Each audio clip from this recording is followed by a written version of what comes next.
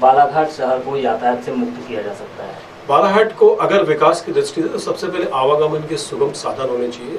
क्षेत्र के अंदर या शहर के अंदर जिस प्रकार से ट्रैफिक है, बड़ी गाड़ियों का आना, 18 चक्के, 22 चक्के, 36 चक्के, जिस प्रकार से गाड़ियां चलती है, तो एक तो दुर्घटना की संभावना बनी रहती है और इंडस्ट्री वहाँ लगती है जहाँ सड़कें मजबूत हों। बालाघाट सिवनी से 86 किलोमीटर, 90 किलोमीटर।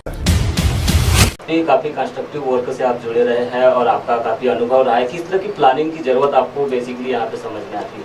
इसके पूर्व मैं विधानसभा परसवाड़ा से विधायक था। मैंने बहुत कोशिश की थी कि परसवाड़ा की रोडें देखेंगे तो आप 2013 से 18 में बहुत सारी चेंजेस पाएंगे, लेकिन यहाँ से फिर भी अभी सड़कों के मामले में बालाघाट बहुत पिछड़ा है। 4 लेन कब से सैंक्शन हुआ है गोंदिया टू बालाघाट, मगर उसका हाल क्या है? सिर्फ एक सीमांकन होकर के रखा हुआ है। नहीं, ये तो बिल्कुल फिलॉसफी है कि एक मार्ग से समाधान नहीं निकलता है तो अनेक मार्गों को इजाद करना पड़ता है, लेकिन यहाँ पे अनेक मार्ग इजाद नहीं हो पा रहे हैं। मल्टीपल सॉल्यूशन की ओर हम डाइवर्ट नहीं हो पा रहे। मल्टीप्लाई हुआ है, मल्टीप्लाई उन लोगों का हुआ है, आप उनके जरा देख लीजिएगा हिसाब किताब। मैं राजनीति नहीं लाना चाहता हूँ, क्योंकि बालाघाट विकास की बात है। बालाघाट को मैं विकास के रूप में ही देखना चाहता हूँ, चाहे वो किसी भी दल का। बालाघाट के अंदर रिंग रोड कैसे बनेगी? बालाघाट की रिंग रोड तो आप ही बता दीजिए किस प्रकार का निश्चित तौर पर बनेगी, बिल्कुल बिल्कुल बनेगी। यहाँ के जो एडमिनिस्ट्रेशन है वो कॉल करे। लेकिन वही बालाघाट विधायक के द्वारा इस आदेश को पलटा गया है या उनके निर्देश पर इस आदेश में परिवर्तन किया गया, इसको आप किस रूप में देख रहे हैं? देखिए, जिम्मेदारी डीएम की है और जनप्रतिनिधि बालाघाट के, और जो व्यापारी संघ है वो बालाघाट जिले का है, तो निश्चित तौर पे कहीं ना कहीं पे क्या स्थिति बनी हुई है जिले में कोरोना त्रासदी के बाद में, और खास करके बालाघाट जिले की आर्थिक व्यवस्था के बारे में आप क्या कहें? करीब करीब ये मान के चलिएगा कि बालाघाट जिले के अंदर 1.5 लाख के करीब मजदूर बाहर से आए। इससे आप अंदाज लगा लीजिए कि 1.5 लाख मजदूर तो आया है, जो बाकी नहीं आए हैं। तो हमारे इस मध्य प्रदेश स्टेट से 15 सालों में कितने लोगों ने पलायन किया बेरोजगारी के कारण। तो आत्मनिर्भर बनाने के लिए आपने कहा है कि लोगों के अकाउंट में पैसे जाना चाहिए। इसकी बात तो आपके कांग्रेस के नेशनल प्रेसिडेंट रहे हैं राहुल गांधी और अभी महासचिव है, हालांकि उनके द्वारा ये बात कही गई थी कि यूनिवर्सल बेसिक इनकम की आज देश में ज़रूरत है। कोरोना त्रासदी के बीच में हमने देखा कि दुनिया के तमाम जो देश है, चाहे चाइना हो, चाहे अमेरिका हो, चाहे कनाडा हो, चाहे फ्रांस हो, तमाम लोगों ने अपने लोगों को, अपने देश के नागरिकों को वहाँ की जो करेंसी उसके तहत में उनको डायरेक्ट बेनिफिट दिया। लेकिन देश में 20 लाख करोड़ का पैकेज आया, लेकिन उस पैकेज में गरीबों के हाथ में कुछ नहीं मिला। केवल 500 रुपये का केवल जनधन खाते के तौर पर आया और राशन के अलावा, इसके अलावा गरीबों को कुछ नहीं मिला। आप इस पर क्या कुछ कहेंगे फिर? देखिए, सवाल आपके बड़े महत्वपूर्ण है, जवाब भी उसका उतना ही महत्वपूर्ण मिलेगा और जवाब भी बिल्कुल मुंह तोड़ देंगे। हिंदुस्तान के अंदर आगाह करने वाला पहला व्यक्ति कौन? हमारे प्रेसिडेंट थे नेशनल कांग्रेस के श्री राहुल गांधी जी। लेकिन राहुल गांधी भी तो मजाक उड़ाते हैं ना। राहुल गांधी जी ने क्या गलत बोला? राहुल गांधी जी ने राफेल के बारे में क्या गलत बोला? राहुल गांधी जी ने अगर कोविड-19 के बारे में बोला तो क्या गलत बोला?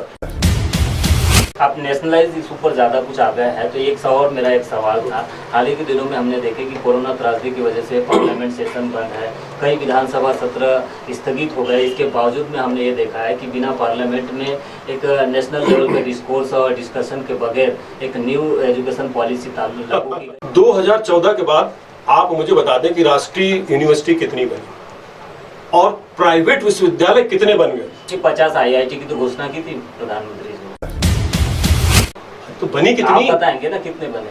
मैं क्यों बताऊंगा? ये तो वही जवाब देंगे जो विपक्ष में है, जनता के मुद्दों पर आप बात करते हैं। विपक्ष का मतलब भी होता है जनता के विपक्ष में आपको बताना चाहिए कि क्यों नहीं बने, क्या कारण था। आपका आज के एजुकेशन प्रश्न आपका है कि जो अभी जो नई शिक्षा नीति लागू की गई है, मैं तो आपको बेस पे ले गया, विश्वविद्यालय जिसको कहते हैं, जिसमें रानी दुर्गावती विश्वविद्यालय भी है। बिल्कुल इस प्रकार से विश्वविद्यालय जो स्वशासी कहना चाहिए, जो सरकारी कहते हैं, वो कितने बने? नहीं, लेकिन प्राइवेट बन गए।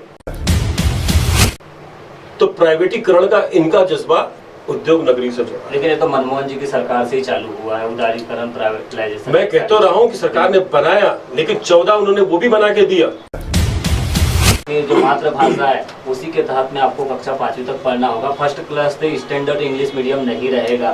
तो आप इसको किस रूप में देखते हैं? अगर जंगल है, गांव का व्यक्ति है, कस्बे का व्यक्ति, अगर वो इंग्लिश नहीं पढ़ेगा मान के चलिए, तो फिर बाद में फॉरेन यूनिवर्सिटी को लाने की बात की है तो वो तो पिछड़ जाएगा, उनके मुकाबले कहाँ तैयार हो पाएगा। और जो बड़े लोग बच्चे तो ऑटोमेटिकली निश्चित तौर पे जो अगर आपने लैंग्वेज की बात की है कि हमारे हिंदुस्तानी लैंग्वेज हिंदी जिसको बोलते हैं वो होनी चाहिए, साथ में इन्होंने पूरे ऑल इंडिया में नहीं, लेकिन इंग्लिश को कंपलसरी नहीं किया ना। मैं वही कह रहा हूँ ना, आप मेरे आपका सवाल जवाब मैं देता हूँ आपको कि उन्होंने अगर इंग्लिश को कंपलसरी नहीं किया, और ये बिल्कुल सर्वज्ञान है, मुझे भी है कि 5वीं तक के इंग्लिश का ज्ञान वर्जित है।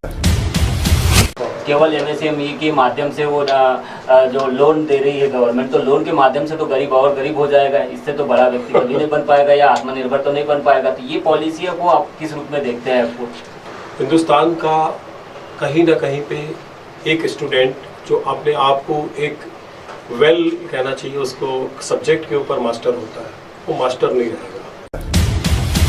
इनोवेशन हो रहा है दुनिया में, उसको हम इजाद कर रहे हैं, भारत में ला रहे हैं। चाहे फ्रांस से राफेल की बात करें या अभी 5G आएगा तो उसको भी हम बाद में लाएंगे और यहाँ पे अंबानी कंपनी को दिया जाएगा। इस तरह की बातें सामने आ रही है, लेकिन भारत में साइंस और टेक्नोलॉजी को मिसिंग किया जा रहा है, एजुकेशन में भी इस चीज़ को मिसिंग किया गया। तो इसका क्या कुछ असर देश पर पड़ेगा? आपको क्या लगता है? क्योंकि आज फर्स्ट स्टैंडर्ड से लोगों को जरूरत है कि आज साइंस और टेक्नोलॉजी को पढ़ा जाए, क्योंकि अब ये विज्ञान का युग माना जा रहा है, इसको ज्ञान का युग माना जा रहा है। टोटल सुपर फ्लॉप पॉलिसी आने वाले दिन में एक स्टूडेंट के साथ छला हुआ एक मजाक कहा जाए।